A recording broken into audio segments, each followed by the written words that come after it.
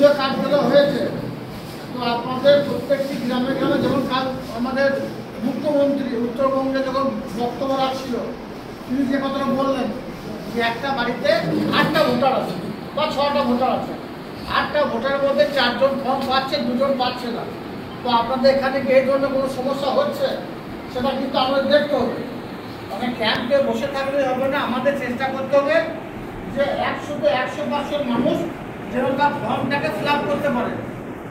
এবং form fill up করার আগে তারা ফর্মটা পাচ্ছে কি না সেটা কিন্তু দেখতে হবে। এবং ফর্ম পাওয়ার পরে প্রত্যেকটি মানুষ যেন তার ফর্ম ফিল আপ করতে পারে। অনেক অশিক্ষিত মানুষ আছে যারা ফর্ম ফিল আপ করার মতো শিক্ষাগত ক্ষমতা নেই, সেইগুলো ফর্মগুলো যেন আমাদের প্রত্যেকের বাড়ি বাড়ি দিয়ে বা DL2 যারা আছে বা আমাদের যারা শিক্ষিত ছেলে আছে তাদেরকে সঙ্গে নিয়ে আমাদের ফর্মগুলো কিন্তু প্রত্যেকটি ফিল আপ করতে হবে। ফর্ম ফিল আপ না হলে সে কিন্তু 100% নাগরিকত্ব থেকে বঞ্চিত হয়ে যাচ্ছে। অর্থাৎ সামনে 26শে নির্বাচন, সেই নির্বাচনে সে ভোট দিতে পারবে না। অর্থাৎ বিজেপি যে চক্রান্ত, তারা কিন্তু চক্রান্তে তারা সাকসেসফুল হয়ে যাবে। তাই আমাদের যারা বামমাটি মানুষের সৈনিক আমরা আছি, আমাদের প্রত্যেককে চেষ্টা করতে হবে যেন প্রত্যেকটি মানুষ ফর্ম পেয়েছে কিনা প্রথমে সেটাকে সুনিশ্চিত করা, ফর্ম পাওয়ার পরে সেই ফর্মটাকে ফিল আপ করতে পারলো কিনা সেটা কিন্তু আমাদের সকলকে দেখতে হবে এবং ফর্ম ফিল আপ করতে সকলকে সহায়তা করতে হবে। এবার কেউ ধরুন যেখানে ভোটার নাই সে অন্য জায়গায় ভোটার, সেখানকার ভোটার লিস্ট নিয়ে আসতে হবে।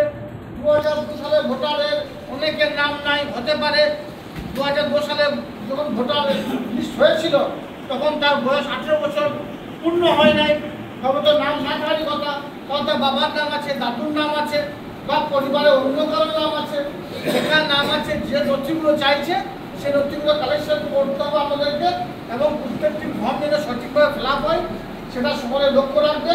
আমার প্রত্যেক মামাটি মাসের সৈনিকদের কাছে আমাদের রিকোয়েস্ট, নানুর বিধানসভায় প্রায় 2086 ভোটার আছে। আমরা চেষ্টা করবো 2,86,000, আমরা চেষ্টা করবো এই 2,86,000 ভোটার যেন প্রত্যেককে ফর্ম ফিল আপ করতে পারে। অবশ্যই যারা মারা গেছে তাদের বাদ যাক, কিন্তু যারা জীবিত আছে, যারা প্রকৃতপক্ষ ভোটার, যাদের গণতান্ত্রিক পদ্ধতিতে ভোট দেওয়ার অধিকার আছে, যারা গণতান্ত্রিক পদ্ধতিতে 23, 24, 21, 19 নির্বাচনে ভোট দিয়েছে, তারা যেন বঞ্চিত না হয় সেটা আমাদের সকলকে লক্ষ্য রাখতে হবে। আর লক্ষ্য রাখতে বিজেপির যে চক্রান্ত, যেভাবে বিহারে তারা কয়েক লক্ষ মানুষের নাম বাদ দিয়েছে, বাংলাতেও এই ধরনের পরিকল্পনা বা ফাঁদ তারা পেটেছে, তাদের ফাঁদে আমাদের পা দিলে হবে না। আমরা সকলে সংঘবদ্ধভাবে এলাকাগত সাপেক্ষে এই এসআইআরের বিরুদ্ধে আমরা প্রত্যেকটি মানুষকে সচেতন করবো এবং তাদের ভোটাধিকার প্রয়োগ যেন তারা করতে পারে, তারা যেন ফর্ম ফিল আপ সঠিকভাবে করতে পারে সেটা সকলকে সুনিশ্চিত করার জন্য আমি আজকের এই এসআইআর ক্যাম্প থেকে আহ্বান জানাচ্ছি। ভালো থাকুন।